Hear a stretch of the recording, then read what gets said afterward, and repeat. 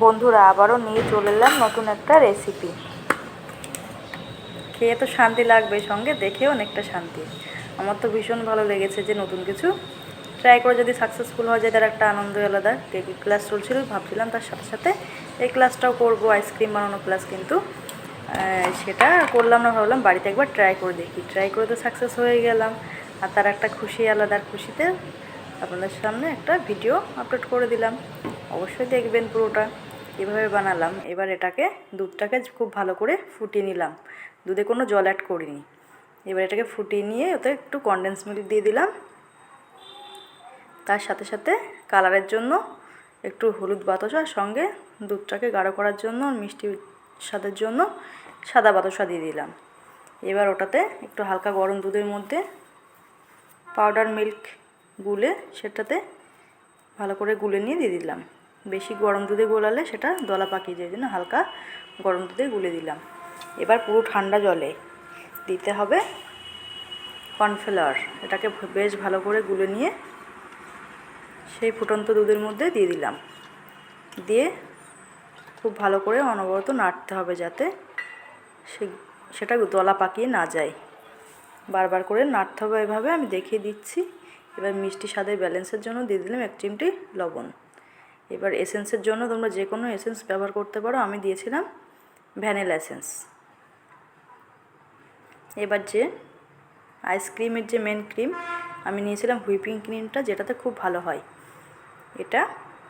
এই যে হুইপিং ক্রিমটা আমি 1 কাপ মতো নিয়ে নিলাম। এই সমপরিমাণ যে দুধের গোলাটা বানিয়ে রেখেছিলাম, ঠান্ডা করতে দিয়েছিলাম, ওটাই আমি আন্দাজ মতো নিয়ে নেব। দুটোই সমান সমান ব্যালেন্সে রাখতে হবে। এবার এটাকে যে বিটার দিয়ে বিট করে নিচ্ছি।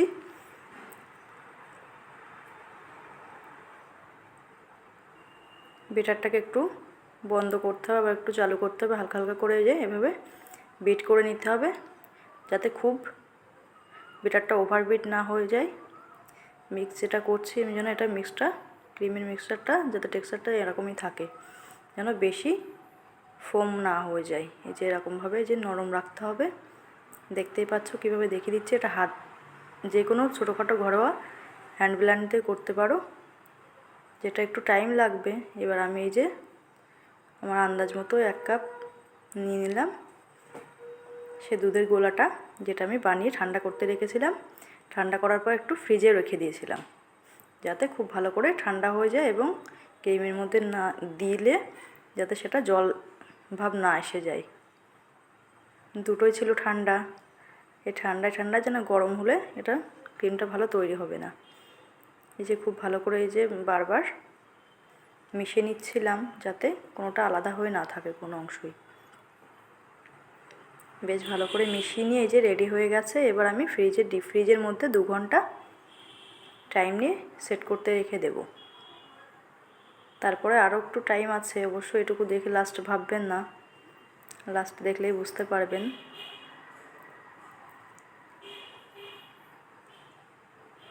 ওটা সেট করতে দিয়ে রাখলাম। এবার যে দুধের গোলাটা এক্সট্রা ছিল সেটুকু দিয়ে আমি মটকা মালাই বানিয়ে নেব। মটকা মালাইয়েরও ওই সেমই রেসিপি, শুধু ক্রিমটা না দিলেই হবে।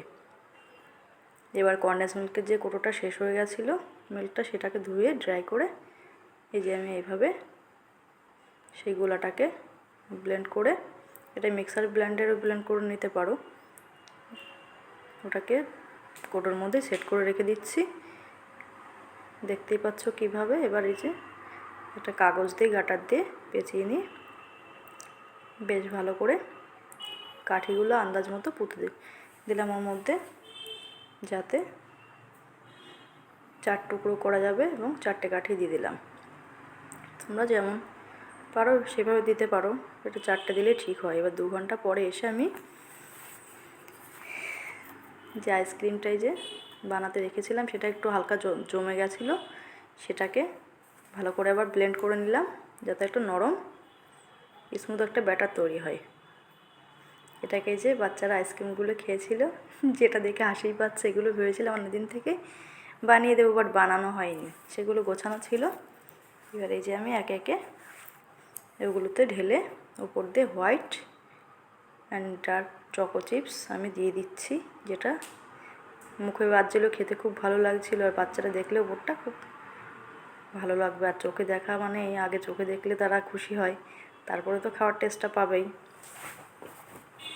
যেগুলোকে আমি সেট করে নিয়েছিলাম,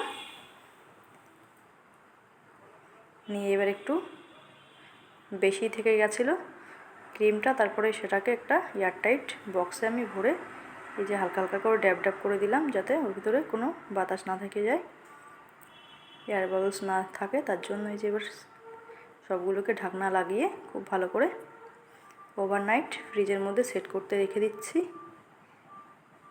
আর খুব এক্সাইটেড ছিলাম যে জানি না সকালে কেমন হবে, কোনোদিনও বানাইনি, চেষ্টা করার পর সাকসেস হবো কিনা সেটাই ভাবছিলাম। আর ক্লাস না করেই যদি পারা যায় তাহলে তো অনেকটা আনন্দের বিষয়। এই যে সকাল হতে না হতেই আমি বেশ বের করে আগে দেখতে এসে গেছি যে কেমন হয়েছে, সেটাই দেখার পালা।